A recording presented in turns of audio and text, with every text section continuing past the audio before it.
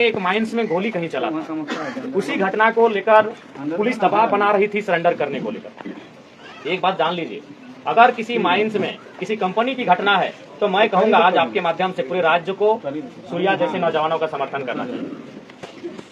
अगर ये किसी के साथ, किसी महिला के साथ दुर्व्यवहार की बात आती, किसी किसान के दूसरे साथ दुर्व्यवहार की बात आती, तो आप सूर्या भाई को गलत कह सकते थे, आप सूर्या को गलत कह सकते थे। लेकिन कंपनी का प्रसंग है तो आपको भी जान रहे कि ईस्ट इंडिया कंपनी और आज की कंपनी में कोई अंतर नहीं है, केवल नाम बदला।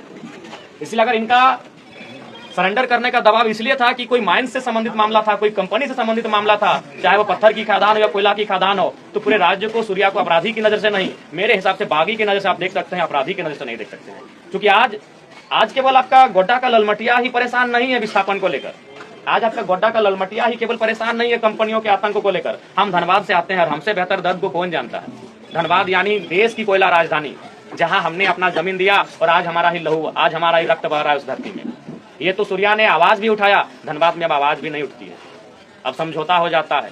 लाशें अवैध कोयला खदानों के नीचे दम तोड़ देती हैं और वो बाहर तक नहीं आती। हम धनबाद से आते हैं, तो इसलिए अगर उनका सरेंडर करने का दबाव इसलिए पुलिस बना रही थी कि कोई कंपनी से विवाद था, तो मैं कहूंगा कि सूर्या को अपराधी के नजर से नहीं, उसे बागी के नजर से देखिए। क्योंकि कंपनी का क्या रूल है आज राज्य में, ये आपसे नहीं छुपा है। चाहे वो आपके संथाल परगना के पत्थर के खदान हो, चाहे हमारे धनबाद बोकारो के कोयला के खदान हो, या टाटा जमशेदपुर के उद्योग हो, हर एक जगह झारखंडियों का दमन हो रहा है, झारखंडियों का दोहन हो रहा है, झारखंडियों का शोषण हो रहा है, तो उसके खिलाफ हर कोई आवाज उठाएगा।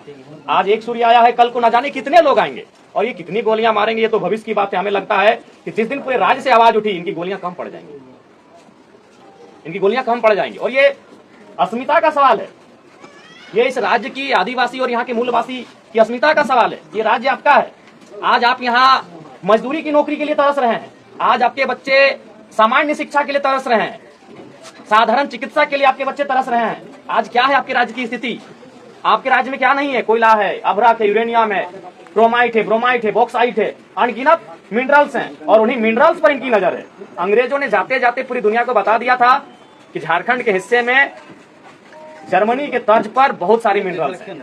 बाकी जो देश जहां मिनरल्स का खजाना है, उसी तर्ज पर यहाँ खजाना है। और आपको याद होगा, इस देश के पहले राष्ट्रपति, the first president of India, doctor Rajendra Prasad ji ने कहा था कि जरूरत है यहाँ के लोगों को जागने की, नहीं तो यहाँ के खनिज संपदा पर दूसरे राज्यों के लोग कब्जा कर लेंगे। और आज आपसे छुपा नहीं है, आप बता दीजिए, आज आप बता दीजिए इन खनिजों से कितने लोग आप कहाँ पहुंचे, इन खनिजों के पैसे से आप कितने लोग कहाँ पहुंचे, आप बता दीजिए। तो आज सूर्या की जो लड़ाई थी आप भी जानते हैं, हालांकि लोग अब कहने से डरेंगे क्योंकि पुलिस का मामला आया है, लेकिन हमें कहने से, बोलने से परहेज नहीं लगता है, ना ही डर लगता है, क्योंकि मैंने सारी चीजों का अध्ययन किया है। उनकी लड़ाई में जो दबाव था, वह माइंस, वह कंपनी थी, वह क्रेशर्स थे, वह पत्थर के खदान थे, वो कोयला के खदान थे, वह राजमहल, साहेबगंज और गोड्डा से गायब हो रहे पहाड़ हैं।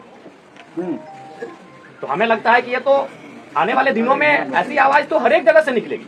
अभी आप जाके देखिए, विशेषकर आपका भी बड़का गांव एक हजारीबाग में क्षेत्र आता है, वहां लोग 100 नहीं 1000 दिनों से धरना में बैठे हैं। जो कोयला कंपनियां वहां काम कर रही है, जबरन जमीन लेना चाहती है, 2000-4000 रुपया डिसमिल जमीन का रेट है भाई, काहे देगा कोई। तो ये जो विषय जिसको लेकर आज आप सूर्या को देखें कि उनका इनकाउंटर तक किया कर दिया गया, यह विषय राज्य के हर एक क्षेत्र में है। लेकिन लोगों ने समझौता कर लिया है, लोगों ने कंप्रोमाइज कर लिया है कि जो हो रहा है होने दो, क्योंकि हम लड़ नहीं पा रहे हैं। लड़ इसलिए नहीं पा रहे हैं कि आपको भी मालूम है, आज सत्ता जिनके पास है, पुलिस जिनके पास है, सरकारी जिनके पास है, वह इस राज्य को चला रहे हैं। ये नाम के, मैं आपको बार बार कहूंगा, हेमंत बाबू लाख कहें कि आदिवासी का बेटा है, आदिवासी की सरकार है, लेकिन ईमानदारी से कहिए चला कौन रहा है? आज यहाँ भारी संख्या में मैं चुकी है, आप अनुभव करिए चला कौन रहा है इस राज्य? नहीं, मैं यही, आप नाम किसी का, मैं क्योंकि किसी का नाम जब सामने नहीं आया है और उसका जब जांच पड़ताल नहीं हुआ है, तो मैं नाम लिए बिना, आज मान के चलिए हेमंत दादा का सीट है बरहेट है ना, वो तो रांची में रहते हैं, लेकिन चला कौन रहा है? आज संथाल परगना को चला कौन रहा है? आज राज्य को चला कौन रहा है?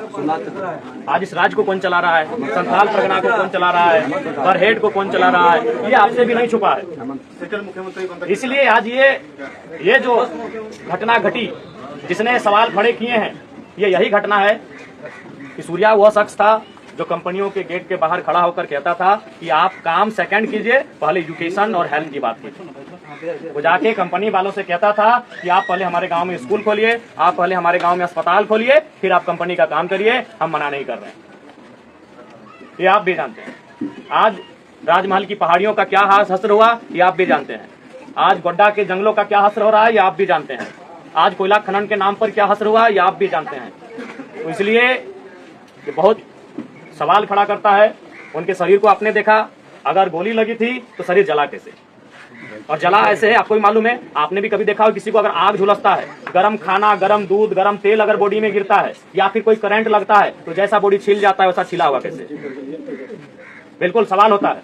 आपने भी उनके पार्थिव शरीर को मरने के बाद उनके शरीर को देखा होगा, या तो फोटो में या तो सामने आके। जी सब उस शरीर में जला हुआ निशान है, बहुत बड़ा दाग है जला हुआ। तो सवाल तो है, हाँ तो वही वो जला हुआ निशान तभी आता है जब या तो उसमें गरम दूध गिरे, गरम तेल गिरे, गरम चाय गिरे, या तो आग से झुलस जाए या फिर करंट लगे, इलेक्ट्रिसिटी लगे। ये तो सवाल। दूसरी बात सीआरपीसी धारा 46 और धारा 49 कहती है, हालांकि नियम तो टोटली नहीं, लेकिन वो कहती है कि अगर कोई व्यक्ति जिसपे आपको संदेह है कि उसका पूर्व से किसी असामाजिक कार्य में गतिविधियां रही हैं तो कम से कम उसका हाथ भी बांधा जाता है। हाथ तो बंधा नहीं था। अगर हाथ बंधा हुआ था तो आप तो ये बहाना भी नहीं बनाते कि बंदूक छीन के भाग रहा था। 46 और 49 के अनुसार हाथ बांधना भी है, यानी हाथ भी इनका नहीं बांधा गया। जिस जगह पे घटना घटी वहां कोई और घायल होने की सूचना तक नहीं है। अगर इनके साथी इन्हें छुड़ाने के लिए आए थे या फिर ऐसा कोई कृत्य हुआ था तो और कुछ घटनाएं जख्म की सामने आनी चाहिए थी, लेकिन ऐसा कुछ नहीं हुआ है। तो ये स्पष्ट है कहीं ना कहीं आज प्रशासन पर किसी का दबाव है। अब वो दबाव देने वाले कौन हैं ये मुझे नहीं मालूम है, वो जांच का विषय है। इसीलिए राज्य सीबीआई जांच की मांग करता है और हमें लगता है पूरा राज्य सूर्या हादसा की इस एनकाउंटर पर सीबीआई जांच की मांग करता है। सीबीआई जांच हो, दूध का दूध पानी का पानी हो। अगर सीबीआई जांच से ये लगे कि हाँ सूर्या की असामाजिक गतिविधियों में सक्रियता थी तो परिवार भी अपने आप को सांत्वना दे लेंगे, क्योंकि हमने झारखंड के कई परिवारों को देखा है कि अगर उनके परिवार से कोई बेटा या बेटी अगर असामाजिक कार्यों में संलिप्त रहे हैं तो उन्होंने पार्थिव शरीर को लेने से बहुत बार मना कर दिया है। कई ऐसे बेटा बेटी का मैंने नाम पढ़ा है, मैंने देखा है कि अगर उनका गतिविधि असामाजिक कार्यों में रहा है तो वो खुद कहते हैं कि भाई जो हुआ अब उसके नियति में था, बिल्कुल लगा। लेकिन इसके पहले सीबीआई की जांच हो, अगर उससे लगे और उसमें अगर कोई दोषी पाए जाते हैं, चाहे पुलिस प्रशासन ही क्यों ना हो, उन पर कार्रवाई होनी चाहिए। आज क्योंकि हमने भी वीडियो में देखा जो डीएसपी साहब थे वो शायद वही रील वाले डीएसपी साहब है ना। हम उनको व्यक्तिगत नहीं जानते। मैं उस डीएसपी साहब को व्यक्तिगत नहीं जानता हूं, लेकिन उनको रील का बड़ा शौक है। हमने बहुत बार देखा है कि कभी बस में चढ़ के रील बनता है, कभी ट्रैफिक में रील बनता है, बहुत सारे। हमें लगता है उनका हम 2-3 दर्जन रील देखे हैं। तो हम ये जानना चाहते हैं, और बिल्कुल मैं लोकतंत्र के चौथे स्तंभ के माध्यम डीएसपी साहब से ही मेरा सवाल होगा कि सूर्या जब भाग रहे तो आपने कहने रील बनाया, इसमें तो आपको ज्यादा आपको न्यूज नहीं बजाएंगे। मैं बार बार कर रहा हूँ, शोक कार्यक्रम है, लेकिन चूंकि भीड़ है इसीलिए मैं संबोधन कर रहा हूँ। तो आपने कहने दुनिया को दिखाया इस रील को कि सूर्या भाग रहा है। जब आपने उसके बाद के वीडियो को दिखाया, पुलिस आ रही है, बॉडी लेके जा रही है, तो भागने का एक वीडियो बना देते, चूंकि तो रील वाले डीएसपी हैं।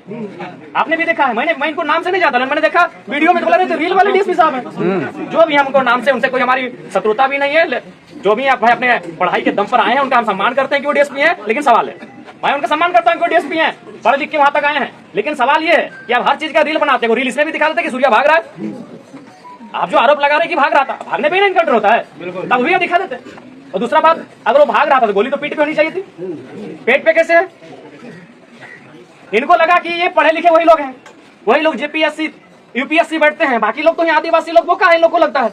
अगर वो भाग रहा था तो गोली पीठ पे होना चाहिए था, पेट पे नहीं होना चाहिए था। तो बिल्कुल मैं डीएसपी महोदय से सवाल करूंगा, और बिल्कुल ये सीबीआई जांच का प्रश्न बनता है कि गोली पेट पे कैसे लगा। दूसरा बात, जला कैसे, और जला उस तर्ज पे है जैसे मैं फिर रिपीट करूंगा कि इलेक्ट्रिसिटी वायर से टच होने से जलते हैं, गरम दूध के जलने गिरने से जलते हैं, गरम तेल के, गरम चाय के, कोई भी गरम खाना अगर बॉडी पे गिरता है और जैसा शरीर जलता है वैसा बॉडी जला। सीबीआई जांच हो, सीबीआई जांच हो। तो बिल्कुल ये लोकतांत्रिक भारत है। लोकतांत्रिक भारत में कोई अगर अपराध भी करता है तो उसे अपने वकील के साथ बहस करने का अधिकार है। ये लोकतांत्रिक भारत है। आप किसी पे सीधा कोई ठप्पा नहीं दे सकते हैं। कोई कितना भी बड़ा पेशेवर अपराधी क्यों नहीं होता है, लोकतंत्र उसे भी अपना पक्ष रखने की, अपने बात रखने की, अपना वकील रखने की आजादी देता है। तो सूर्या तो अनाथ बच्चों का विद्यालय संचालन करने वाला व्यक्ति था। सूर्या तो यहाँ के लोगों के लिए आवाज उठाने वाला व्यक्ति था। और एक सवाल मैंने बार बार कहा है, कुछ देर के लिए हम मान भी लें कि सूर्या का संबंध किसी असामाजिक तत्व से था, तो सवाल ये भी है क्योंकि हम ये मानते हैं कि अगर कोई चोर के साथ रहता है तो उसे चोर कहते हैं। यदि कोई किसी को आत्महत्या करने के लिए उस्काता है तो जो उस्काता है वो भी दोषी होता है। यदि कोई, तो यहाँ किन कारणों से सूर्या असामाजिक गतिविधियों में गया, जिन लोग इन कारण में हैं, क्या उन पे आप कानूनी शिकंजा कसेंगे? क्या आप उन पत्थर खदानों के मालिक, वो कोयला खदानों के मालिक जो अवैध रूप से यहाँ खनन का काम कर रहे हैं, क्या पुलिस अपना दंडात्मक कार्रवाई उन पर करने का हौसला रखती है, उन पे करने का हिम्मत रखती है? हम ये नहीं जानते भाई कि कोई अगर किसी को आत्महत्या के लिए उस्काए तो जो उस्काता है वो भी गुनहगार होता है। तो सूर्या अगर असामाजिक गतिविधियों में आया तो जिन लोगों के कारण आया, जिन लोगों के अन्याय के कारण आया, जिन लोगों के अत्याचार के कारण आया, क्या ये पुलिस प्रशासन, उनमें हिम्मत है, उनमें सामर्थ्य है कि उनके खिलाफ कोई कार्रवाई करे? उनके खिलाफ भी तो कार्रवाई होनी चाहिए।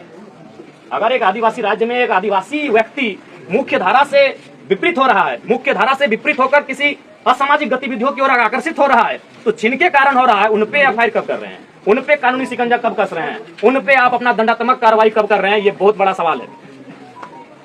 आज असल में ये है कि आप अगर समझौता कर लें तो आप दुनिया में जी सकते हैं, चल सकते हैं। आप अगर विपरीत जाकर आवाज उठाते हैं तो आपका हश्र क्या होगा ये आपसे छुपा नहीं है। आज कई पहाड़ नहीं है तो जिनके कारण नहीं है, क्या उन पे कोई कानूनी कार्रवाई होगी? आज कई चीजें ऐसी हैं जिन पर क्रॉनिक कैपिटलिस्ट ने कब्जा कर लिया है। मैं फिर बार कह रहा हूं कि मैं कैपिटलिस्ट के खिलाफ नहीं, मैं क्रॉनिक कैपिटलिस्ट के खिलाफ हूं। क्रॉनिक कैपिटलिस्ट उसको कहते हैं जिनमें आईएएस, आईपीएस और मिनिस्टर के संरक्षण से, जिसमें बड़े बड़े लोगों के संरक्षण से लोग एक असमानता की खाई को उत्पन्न करते हैं।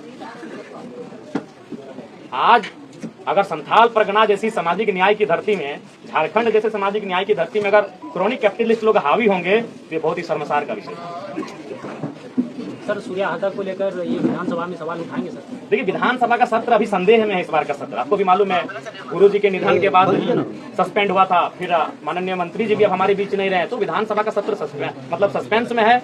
होगा, कितने दिनों का होगा, अवसर मिलेगा कि नहीं मिलेगा, लेकिन अगर चला तो मौखिक रूप से या लिखित रूप से जरूर इस बात की मांग करेंगे। अगर चला तो आगे भी तो सर इसका मौका मिल सकता है। आगे मिलेगा, 2 महीना लग जाएगा। आगे आपका दिसंबर के महीने में शीतकालीन सत्र में आपको मौका मिलेगा। अगर इस बार ही ढंग से सत्र चला तो या तो मौखिक या तो लिखित जरूर इस बात की मांग की जाएगी। तो आपसे हम यही आग्रह करेंगे, आप लोग भी आने वाला दिन संथाल परगना की धरती में जिस प्रकार से परिदृश्य को आप बदलते हुए देख रहे हैं, पहले लगता था कि माफियाओं का गढ़ धनबाद बोकारो है, माफिया धनबाद बोकारो में पनपते हैं, लेकिन अब समय के साथ संथाल परगना के जंगलों और पहाड़ों में भी माफियाओं का आगमन हो चुका है। तो हमें लगता है आज आप सभी को एकजुट रहने की आवश्यकता है। आज आपको एकजुट होकर आपको संघर्ष करने की आवश्यकता है। और हालांकि एक बात याद रखिएगा, सूर्या की मृत्यु के बाद ऐसा नहीं है कि जो लोग आंदोलन करते हैं, जो लोग गरीबों के अधिकार की आवाज उठाते हैं, वो आवाज दबेगी, बल्कि लोग फिर से आवाज को अपनी ओर बुलंद करेंगे, मुझे पूर्ण विश्वास है। और आप सभी से, आप लोग वहाँ आइए ना, जहाँ हम लोग पेश करेंगे वहाँ पे अपने सवाल का जवाब दे देंगे। अभी जनता के बीच बात हो रही है, तो आप तमाम जो जनता जनार्दन यहाँ उपस्थित हुए हैं, निसंदेह कल को बहुत सारे राजनेता यहाँ आएंगे, लेकिन जिस हुजूम के साथ आप आए हैं शायद कल नहीं आएंगे, क्योंकि आपका वो स्नेह उनके साथ नहीं है, आपका वो लगाव उन नेताओं के साथ नहीं है। मैं भी जानता हूँ आज जो जिस भारी भीड़ के साथ आप इस घर में आए हैं, कल को संभवतः बहुत सारे राजनीतिक दलों के बड़े नेता यहाँ आ भी सकते हैं, लेकिन आप शायद इस भारी संख्या में वहाँ नहीं आएंगे, क्योंकि आपका स्नेह, आपका लगाव उनके साथ वैसा नहीं है। मेरे साथ आपका विशेष लगाव है। तो मैं आपको ये आशा और मैं आपको भरोसा दिलाता हूँ कि इस इनकाउंटर के विषय में सीबीआई जांच की मांग को मजबूती के साथ हम लोग रखेंगे। और निसंदेह चूंकि हम चाहेंगे कि आप लोग एकजुट रहें। राज्य की जो परिस्थिति आज बन रही है, आज एकजुटता की परिस्थिति है। आज जिस प्रकार से हमारी खनिज पर इनकी नजर है, उसके लिए ये बहुत प्रकार का हथकंडा अपनाएंगे। ये पुलिस का सहयोग लेंगे, ये नेताओं का सहयोग लेंगे, ये इनकाउंटर का सहयोग लेंगे, क्योंकि उनका लक्ष्य हमारी खनिज है। उनका लक्ष्य हम अगर पहाड़ जाते हैं तो हम जड़ी बूटी के लिए जाते हैं, वो पहाड़ पत्थरों के लिए जाते हैं। हम अगर नदी जाते हैं तो शीतल जल के लिए जाते हैं, वो नदी बालू के लिए जाते हैं।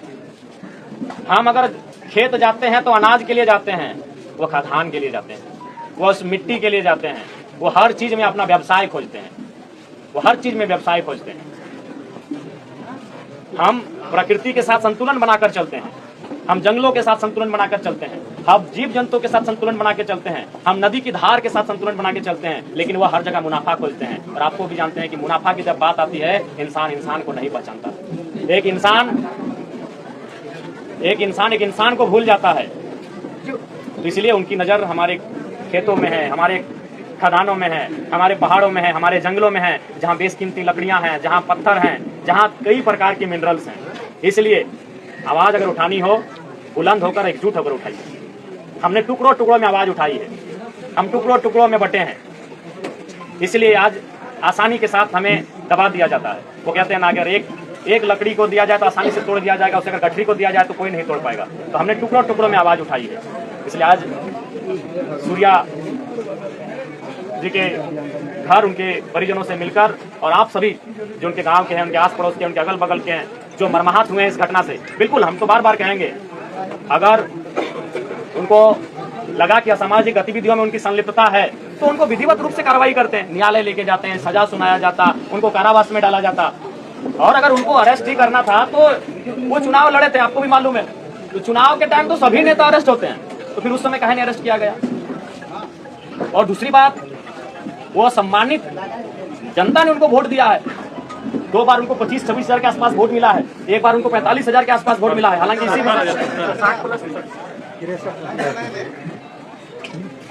यानी हमें तो लग रहा है कि अगर आज लोबिंदा अगर बीजेपी शिफ्ट नहीं करते तो हमें लगता है सूर्या भाई इस बार विधायक बन के चले जाते। आराम से आराम। तो वो एक जनप्रतिनिधि हैं और उसका अगर आप इनकाउंटर करेंगे तो भाई ये तो बड़ा सवाल क्यों नहीं करेगा। एक जनप्रतिनिधि थे, वो 4-5 बार चुनाव लड़ चुके थे, सम्मानित वोट ला चुके थे, 30,000, 40,000, 60,000 वोट लेकर आ रहे थे। तो इसलिए हर कोई सवाल करेगा, हर कोई सवाल करेगा। अगर वो असामाजिक गतिविधियों में संलिप्त थे तो फिर चुनाव लड़ने से प्रतिबंध आपने क्यों नहीं किया? जब वो चुनाव का नॉमिनेशन भरने जाते थे तो क्यों नहीं उनको आपने डिटेन किया, अरेस्ट किया? भाई आप उनको चुनाव भी लड़ने दे रहे हैं, वो सम्मानजनक वोट भी लेकर आ रहा है और आप फिर उनका सरेंडर करने का दबाव बनाते हैं और आप जाके उसको गोपनीय तरीके से इनकाउंटर कर देते हैं। तो सवाल तो बनता है, इस सवाल का जवाब पुलिस प्रशासन को देना होगा और इसके लिए पूरे राज्य को आवश्यकता है सीबीआई जांच की मांग को बुलंद करे। और मैं भी एक विधायक होने के नाते इस बात को लेकर आपको आश्वस्त करता हूँ, सीबीआई जांच की मांग को पुरजोर तरीके से मैं रखूंगा, पुरजोर तरीके से उठाऊंगा, इसकी जांच होनी चाहिए। प्रशासन की नजरिया को किस तरह से देखते हैं सर? देखिए प्रशासन, मैं बार बार कहता हूँ, मैं प्रशासन जैसा मैंने अध्ययन किया, प्रशासन हेल्पलेस चीज है।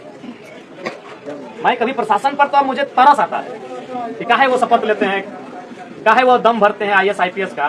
क्योंकि आज के टाइम में भी अगर युवाओं का अगर नौकरी की बात करें, क्रिकेट और हीरो लोग को हटा दे तो IAS IPS को आज भी वो मॉडल मानते हैं। लेकिन आज परिस्थिति क्या है, वो किसी के इशारे पे चलते हैं, चाहे वो कोई पूंजीपति हो, चाहे वो कोई नेता हो, चाहे कोई मंत्री हो, या फिर कोई रसूखदार व्यक्ति हो। ये किसी के दबाव में है, यही जांच का विषय है, किसके दबाव में है। बिल्कुल प्रशासन पूरी तरह से दबाव में है और ये किसके दबाव में, यही जांच का विषय है। क्योंकि आप इस प्रकार से एक आदिवासियों की आवाज को, शोषित वंचितों की आवाज को अगर धराशायी कर देंगे तो बहुत ही दुर्भाग्य का विषय है। राज्य की जनता चुप नहीं रहेगी, राज्य के आवाम चुप नहीं रहेंगे, वो सवाल करेंगे और बिल्कुल एक साथ गोलबंद होकर सीबीआई जांच की मांग करेंगे। और आने वाले दिनों में बिल्कुल वो कटघरे में होंगे और उनको सवाल का अपना जवाब भी देना होगा कि किन परिस्थितियों में आपने ये कृत्य को अंजाम दिया है।